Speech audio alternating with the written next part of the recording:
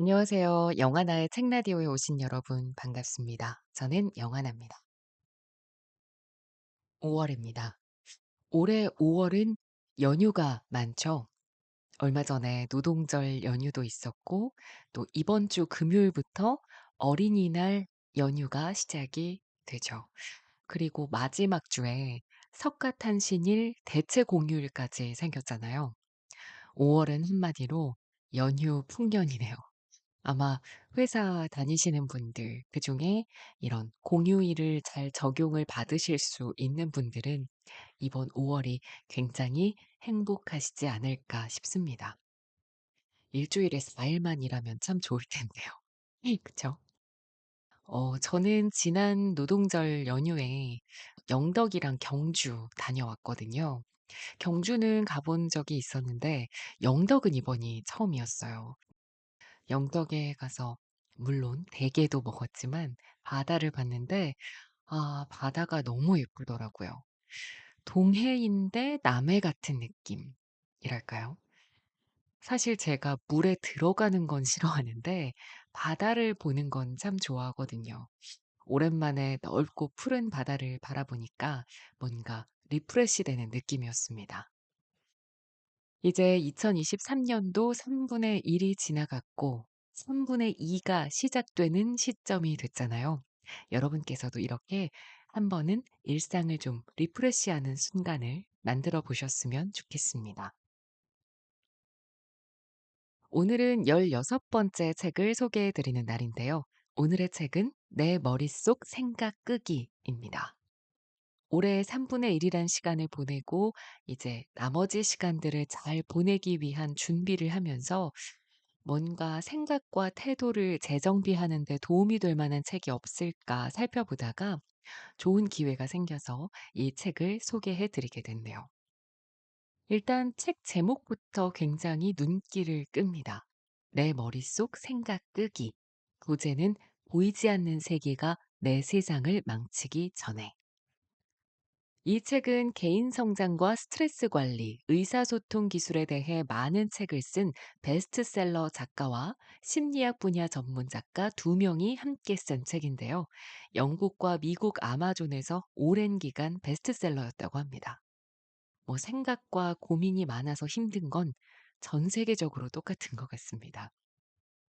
참 이게요. 생각을 많이 하고 걱정을 많이 해 봐야 도움이 전혀 안 된다는 걸 뻔히 알면서도 평소에 이런저런 생각을 하다 보면 그 생각이 꼬리에 꼬리를 물고 계속되고 또 그런 생각 때문에 잠이 안 온다거나 집중해야 될 지금 일에 집중을 못하게 하는 상황까지 오게 된다면 참 그것만큼 괴로운 일이 없죠. 바로 이런 현상을 이 책에서는 오버싱킹, 즉 과잉 사고라고 부르고 있습니다. 나를 둘러싼 모든 일에서 최악의 시나리오를 상상하고 만약에 같은 가정에 집중하는 것이 바로 과잉 사고라는 겁니다. 책의 도입부에서는 내가 과잉 사고를 하고 있는지 아닌지 판단할 수 있는 기준과 또 과잉 사고를 할 때 나타나는 여러 가지 신체 현상들에 대해서 정신의학적인 분석을 더해 상당히 자세하게 설명하고 있습니다. 그러면서 이 과잉 사고를 다루는 법과 과잉 사고로 인해 생기는 불안을 긍정적으로 통제할 수 있는 방법들을 상당히 구체적으로 제시하는데요. 지금부터 한번 읽어보겠습니다. 여러 연구가 과잉 사고는 정신건강 문제와 수면 부족으로 이어지고 대응 기제로 술이나 약물 사용으로 이어진다고 주장했다. 그러니 반추적 사고와 과도한 걱정에 종지부를 찍는 방법을 어서 알아보자. 평화와 고요, 더 편안한 밤을 위해 다음 전략들을 연습해보자. 과잉 사고를 하고 있음을 인지한다. 자기 인식을 연습하자. 이 연습을 하면 불필요한 생각들이 스멀스멀 떠오르는 순간을 알아차릴 수 있다. 당신의 트리거가 무엇인지, 과잉사고 습관에 빠져드는 첫 신호가 무엇인지를 아는 것이 악순환을 벗어나는 첫 단계다. 통제할 수 없는 일에 집착하거나 과거의 일 때문에 스트레스를 받는 자신을 인지하자. 그리고 이런 생각들을 인식한 다음 불안해하거나 판단하지 말고 있는 그대로 받아들이자. 걱정스러운 일들에 대해 생각할 시간을 10분간 허락해 주겠다고 스스로에게 말하고 타이머를 맞춰라. 이런 사고방식은 생산적이지 않으며 아무것도 바꿀 수 없다는 사실을 깨닫고 나서 다음 걱정으로 넘어가자. 이 과정을 모두 완수한 뒤에는 심호흡을 한 다음 다른 데로 주의를 돌린다. 자신의 사고에 도전한다. 자신의 사고에 도전하는 것은 당신을 가둬놓는 부정적인 과잉사고 패턴을 벗어날 수 있는 생산적인 방법이다. 지각을 했기 때문에 회사에서 잘릴 거라는 생각이 든다거나 집세를 늦게 내서 노숙인 신세가 될지도 모른다는 생각이 든다면 한 발 물러서자. 아직 일어나지 않은 일에 대해 걱정하고 있다는 사실을 인지하고 최상의 시나리오를 떠올려 보자. 자꾸만 최악의 시나리오가 머리를 떠나지 않는다면 우선 최악의 사태를 막기 위해 할 수 있는 일이 무엇이 있는지 생각해 보라.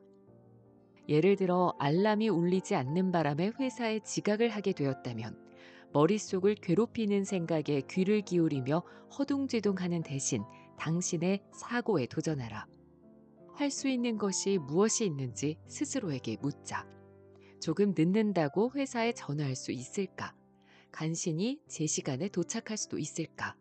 이런 일이 다시 일어나지 않게 하려면 어떻게 하면 될까? 스트레스를 받아가며 완벽해지려고 하는 게 그만한 가치가 있는 일일까?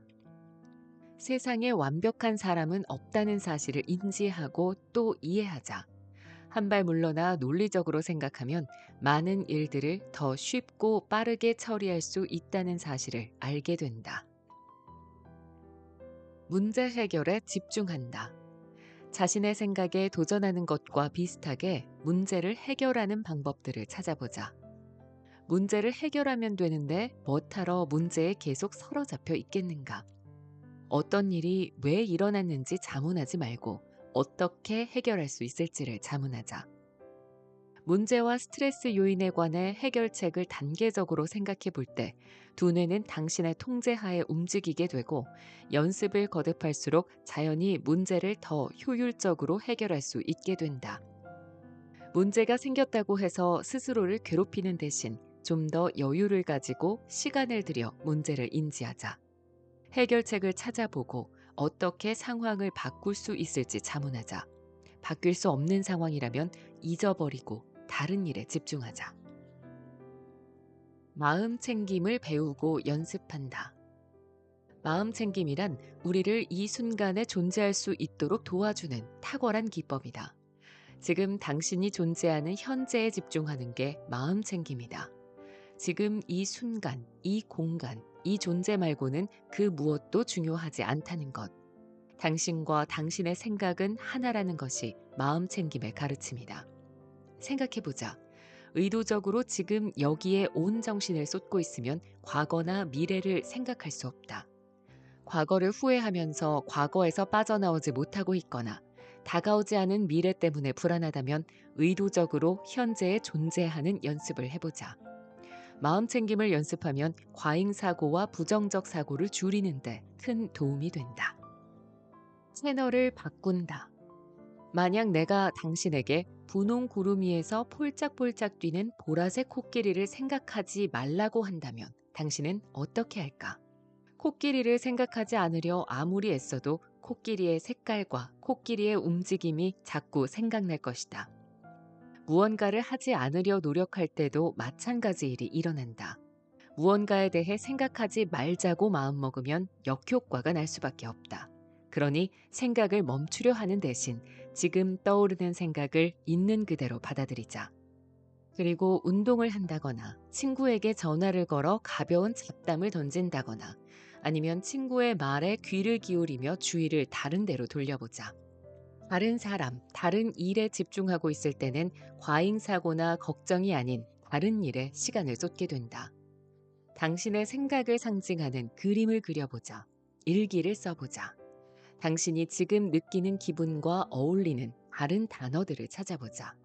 스크래블 게임을 하거나 집안에 있는 다른 사물들과 상호작용해보자. 때로 집안을 벗어나 밖으로 나가기만 해도 아니면 당신이 있던 장소를 벗어나기만 해도 주의를 딴 데로 돌릴 수 있다. 이는 과도하게 활성화된 정신을 재부팅하는 전략이기도 하다. 이 전략에 대해서는 나중에 다시 이야기해 보기로 하자.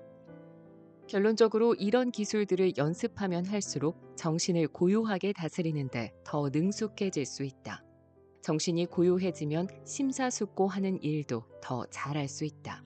또 심사숙고를 할 수 있을 땐 부정적 사고의 방해를 받지 않고 효율적인 결정을 내릴 수 있다. 그렇게 시간이 흐르면 마침내는 당신의 정신이 불필요한 걱정들을 저절로 끊어내게 되고 스트레스가 줄어들어 문제 해결 능력도 나아진다.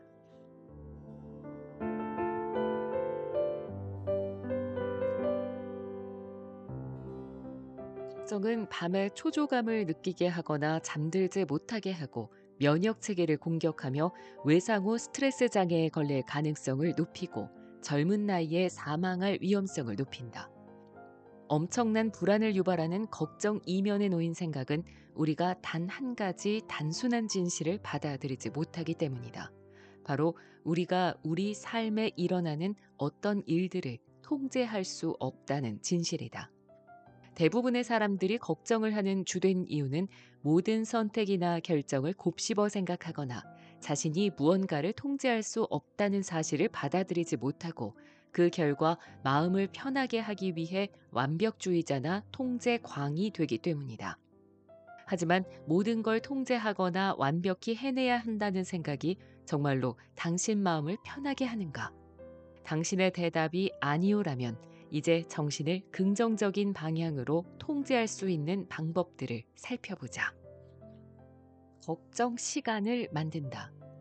걱정을 하기 위한 특정 시간을 따로 마련해 놓고 걱정이 생기면 지금은 시간이 없다고 하지만 나중에 이 문제에 대해 생각할 거라고 스스로에게 말하는 연습을 한다. 단 이 걱정 시간을 잠들기 직전이나 저녁 식사를 준비하는 시간처럼 바쁜 시간대에 잡지는 말자.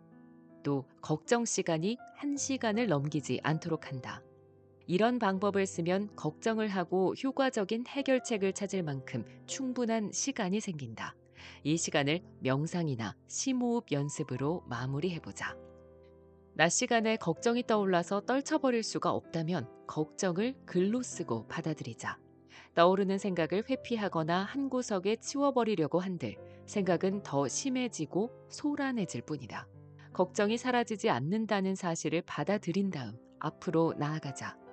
걱정에 사로잡혀 너무 많은 주의를 기울이지 말고 그저 걱정이 존재한다는 사실만을 받아들이자.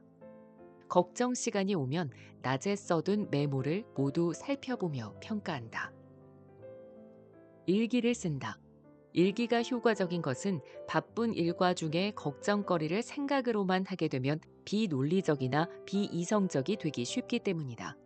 하지만 일기장에 걱정거리를 적어두면 감정을 분출할 수 있을 뿐 아니라 우리의 사고 패턴이 보이기 때문에 부정적 사고를 골라내 긍정적인 생각으로 바꾸어 볼 수 있다. 또 일기장에 걱정을 쓰면 걱정거리들을 전체적으로 바라볼 수 있기에 그 다음에 무엇을 해야 할지 더 잘 통찰할 수 있게 된다. 마음 챙김을 실천한다.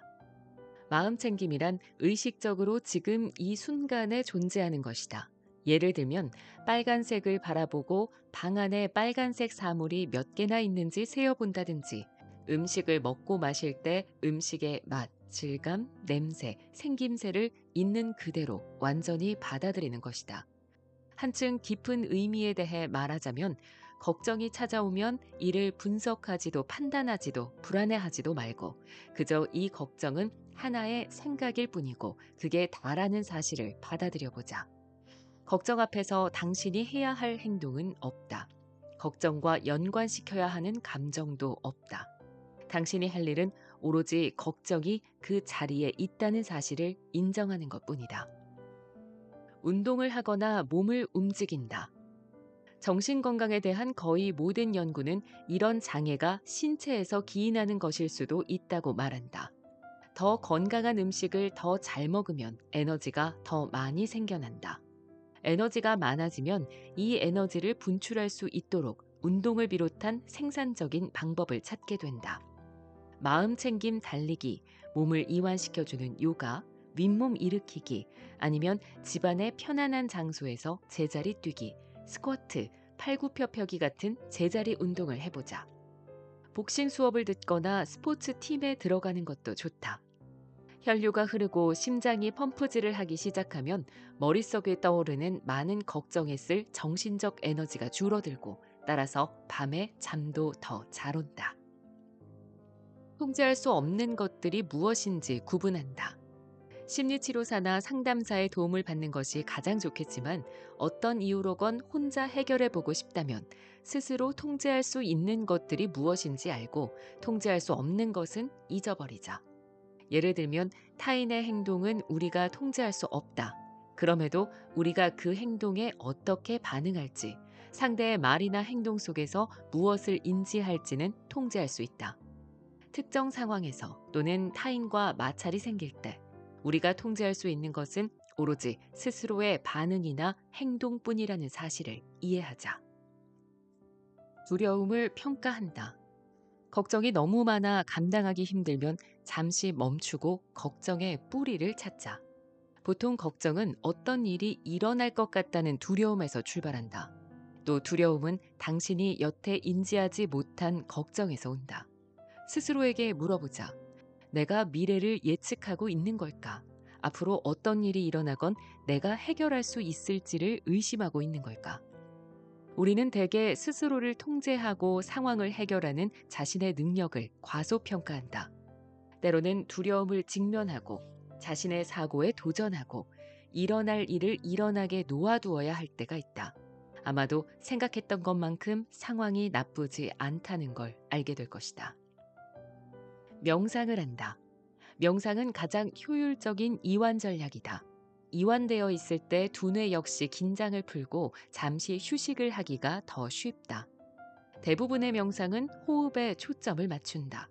명상을 통해 효율적으로 숨 쉬는 법, 숨을 들이쉬고 내쉬는 위치를 알 수 있고 여러 상황에서 당신이 어떻게 호흡하는지를 더 잘 알아차릴 수 있다. 즉각적인 이완을 원하는 당신에게 명상이 썩 달갑지 않을지는 모르겠지만 분명 시간이 갈수록 더욱더 평화로운 기분을 느끼게 될 것이다. 명상은 마음을 차분하게 하기 위한 임시 조치가 아니라 스트레스 상황을 더 잘 버틸 수 있도록 정신을 훈련시키는 장기적이고 효율적인 해결책이다. 평온하고 차분한 마음은 곧 행복하고 차분한 영혼이다. 우리의 영혼이 평온하면 우리의 삶 역시 평온하다. 긍정적 자기 대화를 한다. 마음이 불평과 걱정으로 가득하다는 건 여태까지 스트레스 상황을 견뎌온 스스로를 충분히 칭찬해주지 않았다는 의미일 수 있다. 공황감을 느낄 때면 이렇게 생각해보자. 나는 지금까지 이보다 더 힘들고 나쁜 상황들도 이겨냈어. 그러니 지금 마주하는 이 상황도 해결할 능력이 충분히 있어. 자기의심을 건강한 만트라로 바꾸어 빠르고 즉각적인 안정을 찾아보자. 은연중 스스로에게 내가 해낼 수 있을지 잘 모르겠어 라고 말하고 있다면 난 내가 해낼 수 있다는 걸 알아 라고 바꾸어보자. 그 사람이 날 판단하지 않았으면 좋겠는데 라는 생각이 든다면 그 대신 난 자신감이 넘쳐 또는 난 회복 탄력성이 강해 라고 생각해보자. 스스로에게 하는 긍정적인 대화가 잘 믿기지 않는다 해도 이런 말을 더 오래, 더 자주 하면 할수록 정신은 점점 더 긍정적인 방향으로 발달할 것이고 걱정 역시 덜 부정적인 방향으로 변화할 것이다. 걱정이 아닌 진실을 본다.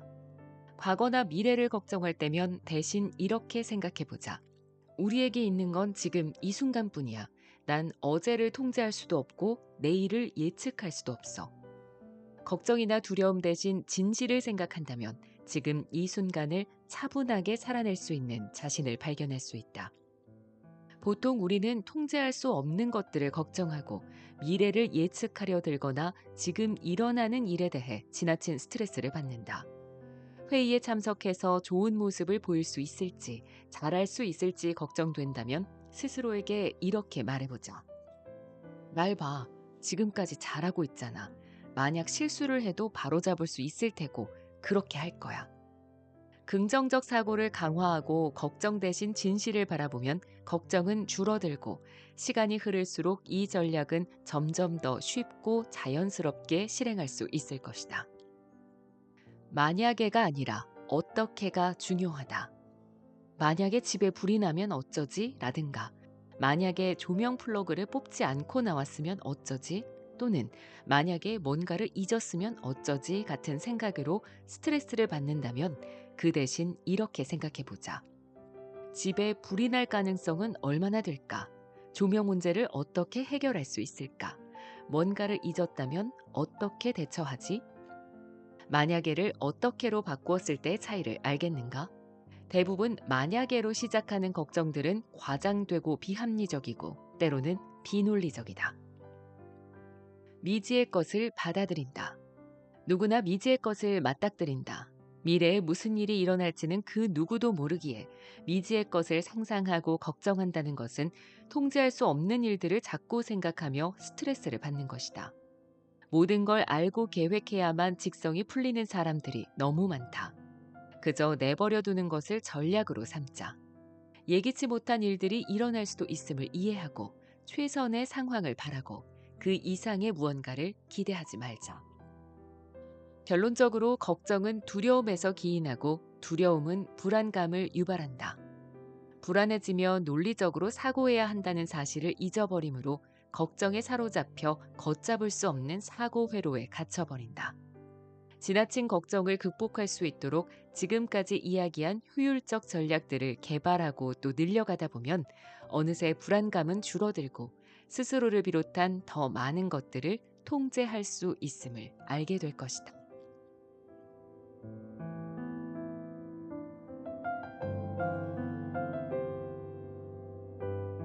부정적 사고는 대개 생활 방식과 연관되어 있다.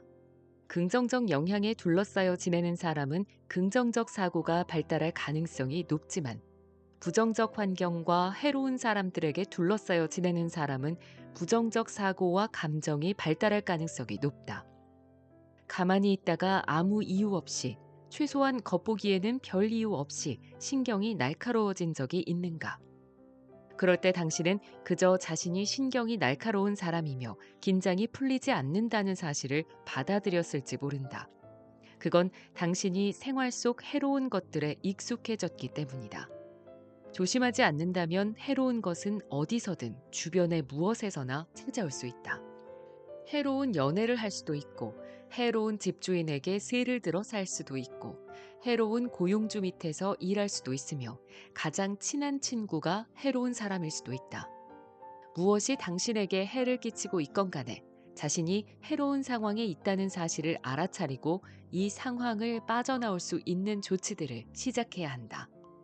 다음은 당신의 생활에서 해로운 것들을 없애기 위한 7가지 행동이다.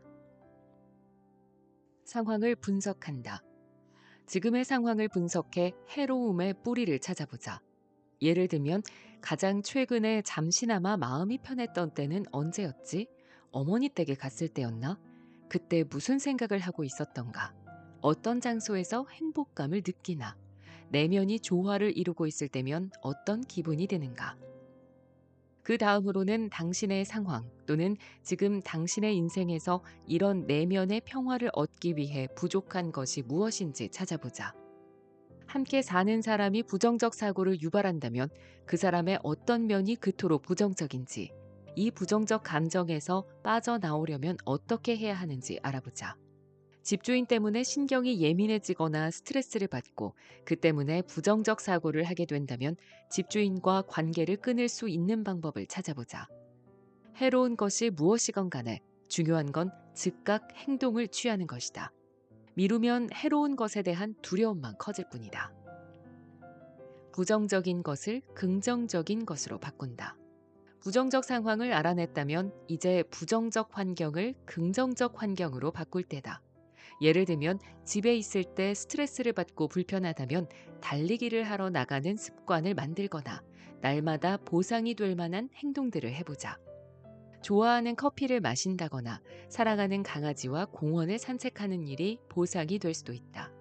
당신이 속해 있는 사회적 집단이 당신에게 해롭다면 이제는 온라인에서 친구들을 만들어 볼 때다. 사람들을 만나는 일이 힘들게 느껴진다면 긍정적 영향력을 지닌 사람들과 만나면 당신이 누구이며 어떤 사람이 되고 싶은지에 관한 감각을 얻는 데 도움이 된다는 사실을 다시금 새겨보자. 일터에서 스트레스가 가장 심할 수도 있다. 그렇다면 다른 일자리를 찾거나 퇴근 후 내면의 욕구를 충족시킬 만한 취미 활동을 찾아보자. 나의 목표 또는 삶의 목표를 찾는다. 생활 속에서 사소할지라도 긍정적인 점들을 찾아보자. 만약 당신의 꿈을 응원해주는 친구들이 없고 항상 길을 빨아가는 에너지 뱀파이어에게 둘러싸여 있는 듯한 기분이 든다면 이 상황에서 긍정적인 점은 당신이 이기적인 사람이 아니라는 사실이다. 당신이 힘들여 하는 일을 사람들이 당연하게 받아들이는 것 같다면 그건 당신이 지금보다 더 큰 공감 능력을 지니고 스스로를 인정해주고 자신과 타인에 대한 연민을 통해 긍정적인 면을 바라보아야 한다는 의미다. 아침에 눈을 뜨면 오늘도 잠에서 깨어 하루를 시작했다는 것, 병에 걸려 입원한 채로 눈을 뜬 게 아니라는 사실에 감사하자. 맛있는 음식을 먹었다면 오늘도 끼니를 챙길 수 있었음에 감사하자. 우리는 우리가 가진 것이 많다는 사실을 잊곤 한다. 우리의 특권을 잊어버리는 것은 물론 사소한 것들조차도 당연하게 받아들인다. 이 책을 사고 싶었던 당신에게 책을 살 여유가 있었음에 감사하자. 그건 이 책을 통해 새로운 배움을 얻고 엄청난 변화를 이뤄낼 수 있다는 뜻이니까. 새로운 배움을 얻고 관점을 바꿔 엄청난 변화를 이뤄낼 수 있다는 뜻이니까. 감사한 마음으로 가득한 삶을 살자. 모두에게 그런 특권이 있는 것은 아니니까. 열정과 욕망을 찾는다. 대부분의 사람은 자신에게 맞는 또는 자신이 사랑하는 삶을 살고 있지 못하기에 과잉사고에서 기인하는 부정적 사고와 과도한 걱정에 시달린다. 오로지 돈을 벌기 위해 싫어하는 장소에서 싫어하는 일을 하고 있다면 당신은 열정으로 충만한 삶을 살지 못할 것이다. 남들이 잘 못하는 일들 중 당신이 잘하는 일이 무엇이 있나 생각해보자. 글을 잘 쓰는가, 의사소통에 능숙한가, 빵 굽기나 요리에 타고난 재능이 있는가. 힘들이지 않고 잘할 수 있는 일부터 시작해보자. 열정을 느낄 수 있는 일들을 더 잘하고 싶어 고군분투하는 과정은 스스로에 대한 연민을 충족시킬 뿐 아니라 더 큰 행복감을 가져와 당신을 해로운 것들로부터 멀어지게 만든다. 자신이 사랑하는 일을 하는 사람은 일을 하며 늘 기대감을 느끼므로 다른 무엇도 중요하지 않게 된다. 실수를 용서한다.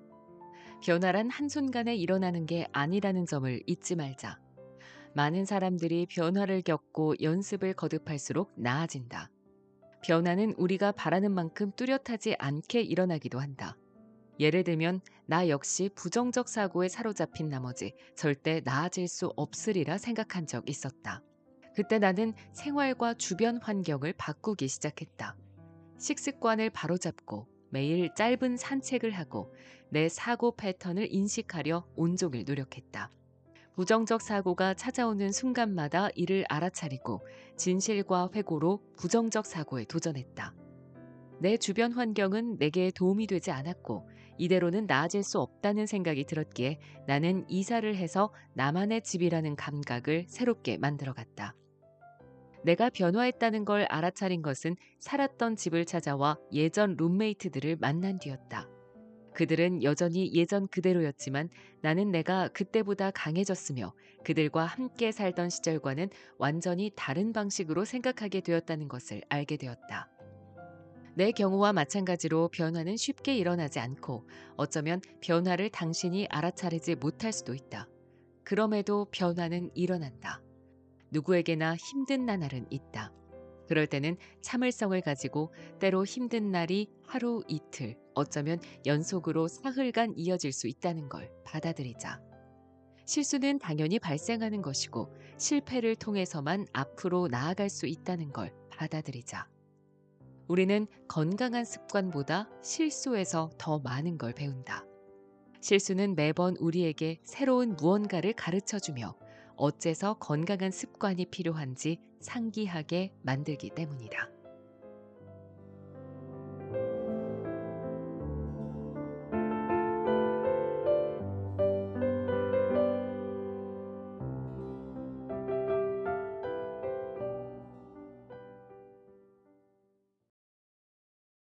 저는 특히 이 부분이 마음에 많이 와닿았습니다. '이런 일이 나한테 왜 일어났을까?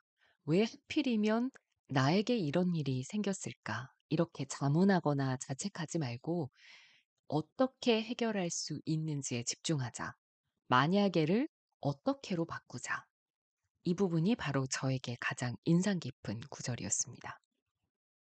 이 책에서 제시하고 있는 방법들이 워낙 많고 다양하거든요. 저는 개인적으로 저에게 좀 적용하고 싶었던 부분들이나 제가 개인적으로 인상 깊었던 부분들을 골라서 읽어 드렸으니까 이 책은 내용 속에서 내가 취약하다고 느끼는 점들, 현재 나에게 이런 방법이 잘 맞겠다라고 생각되는 부분들을 잘 골라서 적용해 보시는 게 좋을 것 같습니다. 네, 영화나의 책라디오 16번째 책, 내 머릿속 생각 끄기였습니다. 약간 쉬운 정신의학 책, 심리학 책을 읽는 느낌이 들었어요. 내가 걱정이 많은 이유나 뭐 부정적인 생각을 많이 하는 이유를 굉장히 객관적인 시선으로 분석하는 책이라서 '아 나만 이렇게 생각이 많고 복잡한 게 아니구나. 나의 이런 증상이 어떻게 보면 정신의학적으로 충분히 설명이 가능한 거구나.'라는 걸 깨닫게 되니까 내 자신을 객관화할 수 있는 데 굉장히 많은 도움이 될 것 같습니다.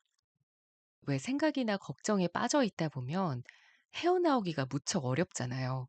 이럴 때 나의 생각이나 걱정에 대해서 "너 그렇게 생각하면 네 뇌가 이런 반응을 해. 이런 신호를 보내는 거야. 그러면 이런 변화가 생겨. 그럴 때 너는 이렇게 대처하면 돼." 어떻게 보면 이런 식으로 이야기를 해 주는 거니까 오히려 뭔가 감성적인 위로의 말보다 더 위안이 된달까요? 저는 그렇게 느껴지더라고요. 그래서 '아 나의 생각도 꾸준한 연습과 훈련을 통하면 나의 뇌에 긍정적인 자극을 줄 수 있는 거고 그렇다면 결국 나의 생각도 긍정적으로 변하겠구나.'라는 생각이 들었습니다. 현대인들을 말하는 키워드 가운데 빠지지 않고 등장하는 단어가 바로 우울, 불안, 강박, 걱정, 불면증, 공황장애 이런 것들이 있죠. 사실 저도 비슷한 감정들을 경험해 본 적이 충분히 있기 때문에 그런 감정들이 얼마나 나의 몸과 마음을 해치는지 너무 잘 알고 있습니다. 결국 내 감정과 내 몸을 가장 잘 아는 사람은 나 자신이고 그렇기 때문에 내가 나의 마음을 가장 잘 돌볼 줄 아는 사람이 되어야겠죠. 그러니까 우리 모두 그 누구도 아닌 내 자신을 아끼고 사랑하는 노력을 꼭 했으면 좋겠습니다. 네, 오늘 영상은 이렇게 마무리를 하도록 하겠습니다. 다음 영상으로 찾아뵐 때까지 모두들 따뜻한 하루 보내세요. 영화나였습니다.